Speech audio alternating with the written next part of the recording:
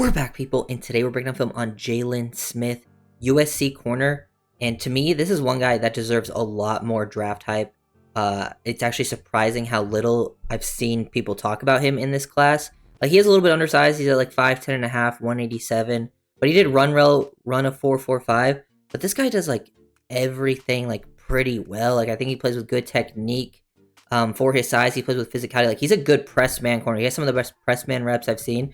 And he also can play in zone, like very instinctive in zone. So he has that sort of coverage versatility. And he's also just like a willing tackler too. Like, he comes downhill and makes a lot of tackles. Can leverage multiple route concepts. Does a really good job playing top down in those situations. Consistent tackler. He squares people up, breaks down. It's just really like fun to watch him in all phases of the game. Like, he does a good job. And it's like the press man stuff really is some of the biggest standout from like a technique standpoint. Also willing to get physical, widen people, stay in exactly where it needs to be. Here's the first play that we have here.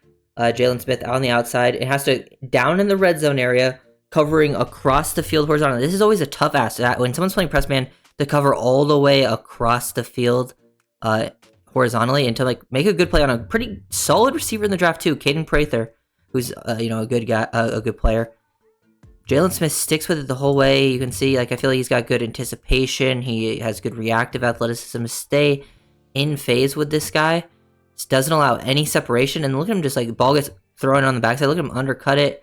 Look at him go up, show some explosiveness, body control, ball skills to get the one-hand snag interception down in the low red area. Like, this is not an easy play to make on a crosser like this. And he just does a great job. And it's like those press man reps are all over the film. Here's another situation, like understanding where you have help, your positioning, leverage. Like, he's clearly a very smart player.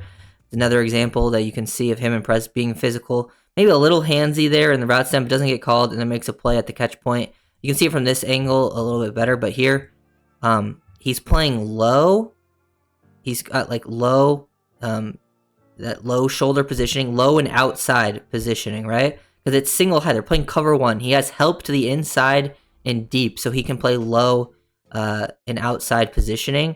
So, he has the inside help, and now he's just baiting this the whole way. If he breaks the inside, he knows he has that help there, but he's anticipating the outbreak the whole way, sticks with it, stays in the hip pocket, doesn't allow any separation. And then once he breaks there, turn, snap your head around, locate the football. That's always huge. I do think, yeah, maybe he's getting a little handsy on the hip there, but he's not overly pulling him, which, like, right here when he breaks, this is where usually when the receivers break, that's where the call ends up happening, because but he ends up letting go on the break, which is really nice, because that's usually where the yanks happen and the obvious calls. But he locates the ball, finds it, gets 2 feet in bounds, through contact, also making this catch. Just good understanding, good technique, good feel as a player. And he also does a good job in zone, different types of zone concepts. Like here, they're playing a variation of cover 3. It's actually interesting how they do it on this side. But he's the deep third corner over here, and he's leveraging these 2 route concepts. Like, he's got Kyron Lacey and Mason Taylor to his side.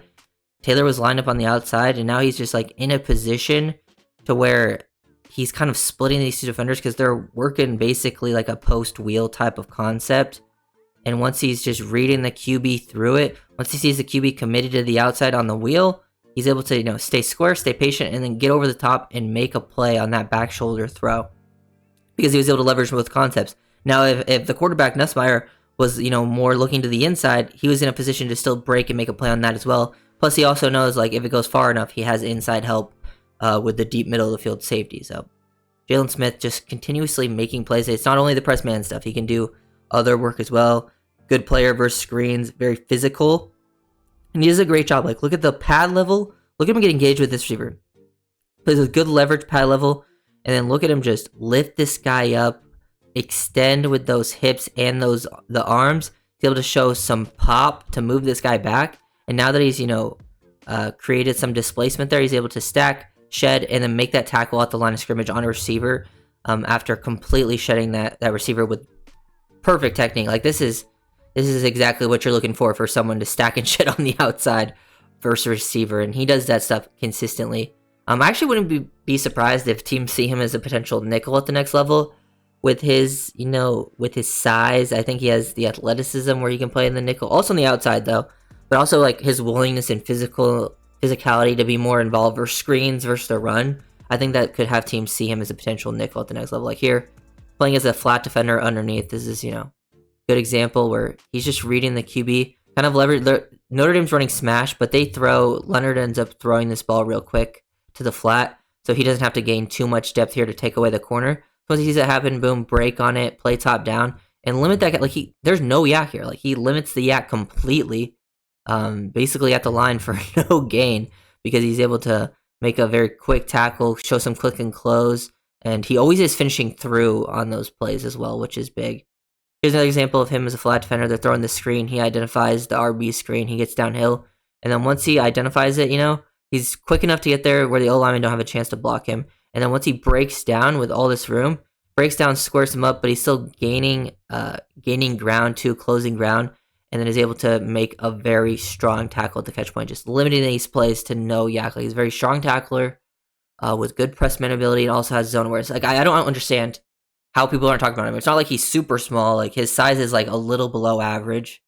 And it's not like he's not a good athlete. Like he tested pretty well. I think the athleticism's good on the film. It's not great or anything, but like I don't see like the big negatives to his game that makes people like not talk about him at all. It's very surprising to me because like to me like you take him in the middle rounds and you should be pretty dang happy. So here at the bottom, just in the I think two more examples. Him playing press man.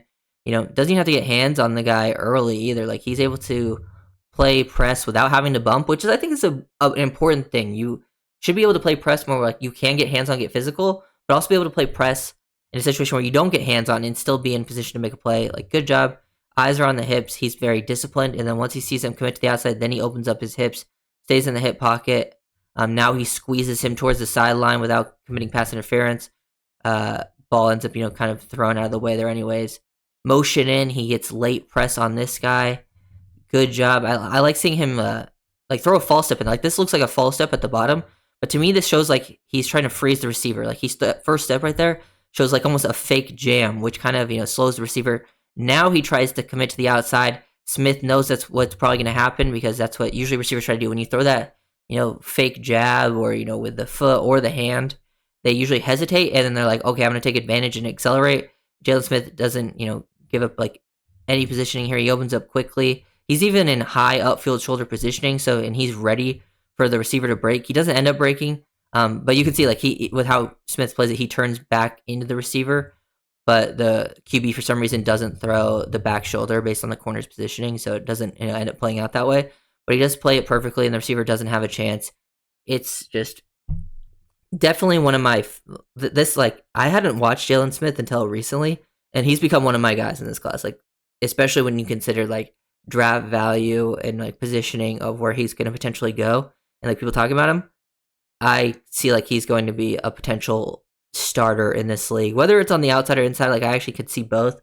The film I watched, majority was playing on the outside, but I do think he has the skill set to potentially play as a nickel if needed. I love his physicality, love the tackling, love his press man like technique and how he plays that with his his feel, his instincts and that stuff. But he also has zone awareness too to play like so he can be scheme versatile if you needed him to be. So Jaylin Smith, USC corner. I'm a fan. Maybe a little undersized. 5'10" and a half, 187. But like if you check the RAS, that was only like a little bit. It was like in the 4-ish range, so it's like a little bit below the average size, but then I believe he ran like 4.45. Like his 10 and 20 were also pretty good. He didn't do agility grades, but yeah, Jaylin Smith, definitely a fan of him. Definitely deserves more draft hype. So hopefully, to me, this is gonna be a guy that gets drafted in like round 3 or 4. That people are gonna be like, "Whoa, that's a reach." I haven't heard anyone talk about him, and then it would be like, "Oh, you watch the film and like, oh no, you know what? That makes a lot of sense." So if you're just the mood, like, comment, subscribe, and click on peace.